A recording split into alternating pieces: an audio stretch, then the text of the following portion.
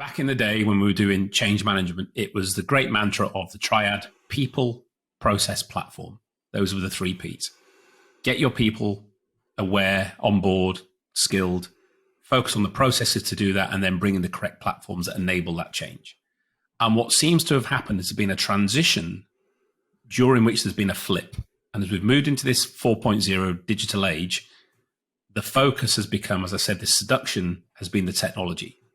And what we're seeing now is technology, process, and people, if at all, have become an afterthought.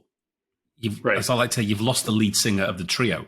You've now got this duo of technology and process, and that's still not working, hence the high failure rates. And people are going, why is it not working? We've got amazing technology, great processes from all these new ways of working, but they're not working.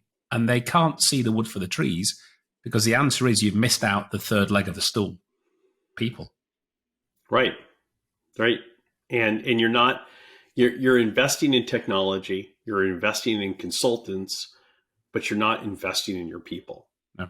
And by doing that, you're creating a two-speed organization, aren't you? Because the technology and everything else is moving rapidly forward, but you're not enabling, upskilling, training your people to move at that pace to maintain even within range of it, let alone holding on to it.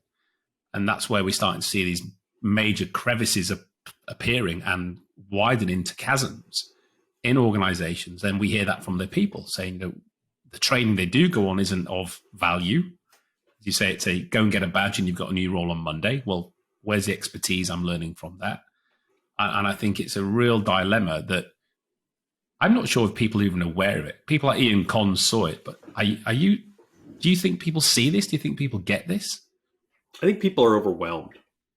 I think that you look at Ian Cons' comment, it reflects what I've heard from a lot of CEOs, which is it's a cry for help. It's not an ignorance of the problem. It's not a willful blindness. It's a recognition of the problem, but it's almost like where to begin, and seems too big, doesn't it? It seems too big. And I've told the story before about Jack Nasser when he became CEO of Ford in I think 1999. Ford was flush with cash. Everyone was like, he was this rock star. He'd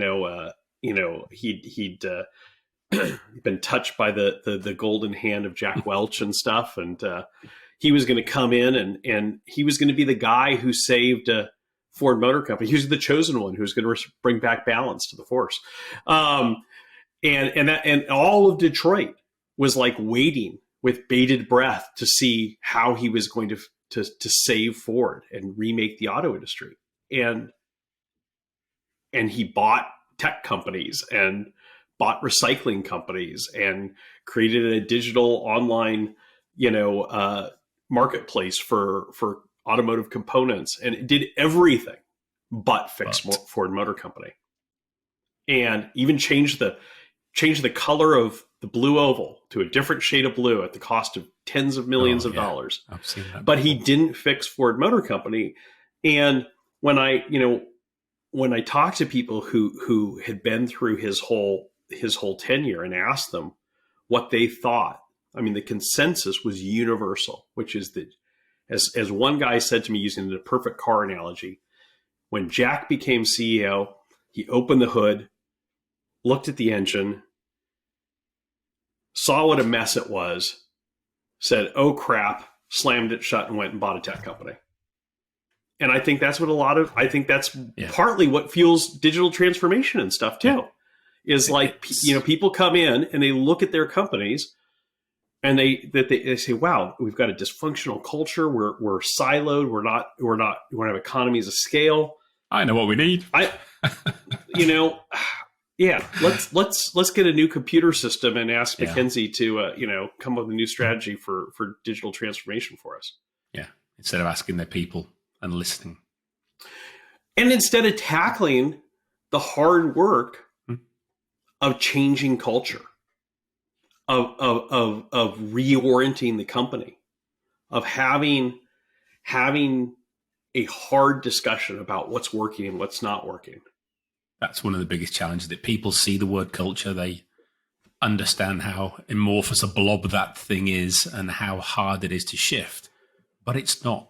And I think, therefore, they see the thing on the shelf. They see something that's far more tangible rather than, it goes back to this hard skills, soft skills conversation, doesn't it? It's so easy to do hard skills training. It's so easy to get technical competency, but it's so much more. It's not much, because we know it's not much more hard, but people perceive it to be much harder to get these soft skills, to have this cognitive capability that is ultimately the fuel of humans. It's what makes us tick, what makes us operate, what makes us interact and do well are these soft skills.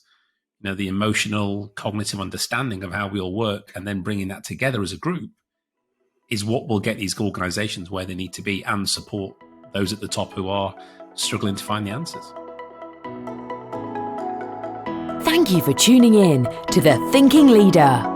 Check the show notes for more information about the topics covered in this episode. There, you'll also find a link to our free assessment. Click on it right now to find out if you are a red team thinker with a red team culture.